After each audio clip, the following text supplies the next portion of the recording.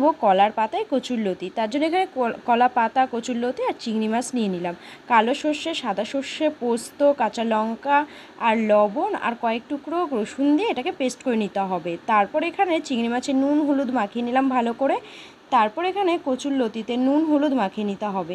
তারপর এটাকে ভালো করে মাখিয়ে নেওয়ার পর এর মধ্যে সেই মশলাটা দিয়ে দিতে হবে। আর তারপর এর মধ্যে চিংড়ি মাছগুলো দিয়ে ভালো করে মাখিয়ে নিতে হবে। তো ভালো করে মাখিয়ে নেওয়ার পর এর মধ্যে সর্ষের তেল দিয়ে আবারও একটু ভালো করে হাত দিয়ে মাখিয়ে নিতে হবে। কালারের জন্য এখানে কাশ্মীরি লঙ্কার গুঁড়ো দেওয়া হলো। তারপর কলার পাতায় ভালো করে সর্ষের তেল মাখিয়ে এই মাখিয়ে রাখা এই মশলাটা পুরোটাই দিয়ে দিতে হবে। তারপর কলার পাতাটা কড়াইয়ের মধ্যে এভাবে ঢেকে বসিয়ে দিয়ে মাঝে সাঝে ঢাকাটা খুলে এভাবে একটু ঘুরিয়ে ঘুরিয়ে দিতে হবে। তারপর আরেকটা কলা পাতার মধ্যে এটাকে উল্টে পাল্টে দিতে হবে। তো দেখো এভাবে উল্টো পাল্টে দেওয়ার পরে হয়ে গেল আমাদের কলার পাতায় কচুরলতি। আর এরকম ভিডিও পেতে অবশ্যই আমার চ্যানেলটাকে সাবস্ক্রাইব